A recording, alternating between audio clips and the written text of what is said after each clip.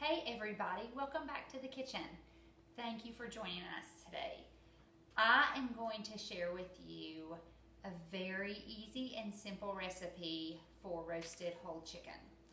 If you've been with us on this journey, you saw me do a spatchcocked chicken, and that, while very easy, does require some handling of the chicken. I've had some people say to me, I don't want to handle the chicken, I don't know how to do that, so I'm going to show you a recipe today that is completely foolproof. This is how you do it. I have taken a whole chicken, and you see it is in a Ziploc bag, and that Ziploc bag is filled with buttermilk and some salt. So all you have to do is take your whole chicken and put it in the Ziploc bag. Sprinkle some salt on it. You can use kosher salt, you can use Himalayan sea salt, you can use regular table salt, whatever you like to do.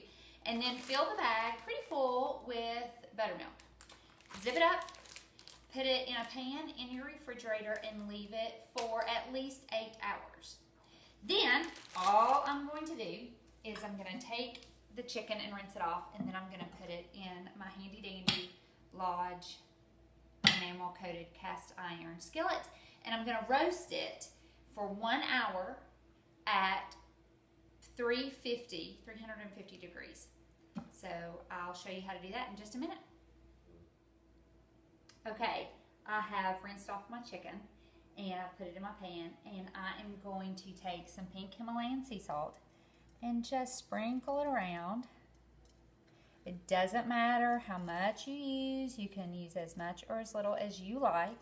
That's all I'm doing. That's it. Now, you're going to put this in the oven at 350 degrees for 1 hour. I'll see you in an hour.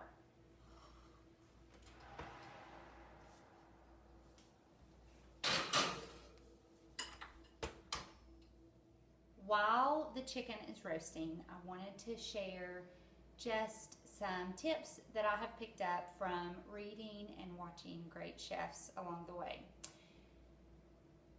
One question that I have had about this recipe in particular is that who has buttermilk? Who keeps buttermilk? I don't have buttermilk, so I can't make this recipe. That is not true. If you do not have buttermilk, you can make buttermilk out of plain milk, and you can ask your mom or your grandmother how to do it, or I'll tell you right now. You take 1 cup of plain milk and you add either a tablespoon of white vinegar or a tablespoon of lemon juice. So that just brings some acidity to the milk, and that creates buttermilk. When you do that, when you mix it together, you're going to see that it kind of bubbles and fizzes a little bit, and that's okay. That's what you want. That is mixing the acidity with the milk, and that creates the buttermilk. So if you don't have buttermilk, you can do that. I try to always keep buttermilk on hand because it lasts for a long time in the refrigerator, and it's great with pancakes and biscuits and every kind of bread and every kind of yumminess that you can imagine. So that's how you do that. The other thing is about ovens. Ovens are incredibly unreliable. So I have this oven set at 350 degrees roasting. In reality, that oven is probably anywhere from 275 to 410, and it will cycle over and over. What you want to do to maintain a pretty consistent temperature is to keep the oven door closed as much as you can. Of course, it's going to be cooler towards the door than it is towards the back of the oven. And so, therefore, when I put my chicken in, and I'll open the door so you can see that my chicken is legs first, farthest back, because that's going to be where the hottest part of the oven is, and that's also the darkest and meatiest part of the chicken, and then your fragile white meat of the breast is towards the door.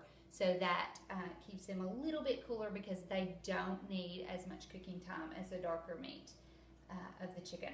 So those are just some little tidbits that I have picked up.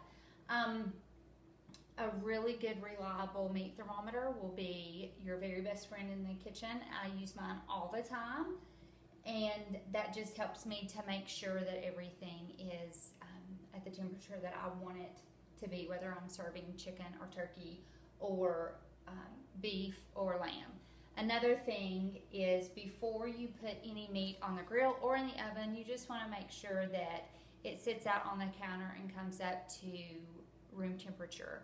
When you bake, grill, roast, smoke any meat that is still cold on the inside, that is when you see it burnt on the outside and dry, and then raw on the inside, and that's why some people have trouble with that. But just remember, when you're fixing something for yourself or your loved ones, just bring it out, be kind to it, be gentle, let it come to room temperature, and then you can roast it, grill it, smoke it, whatever you want to do. Okay, we're almost done. Okay, so here it is. Out of the oven. Look how beautiful and brown it is.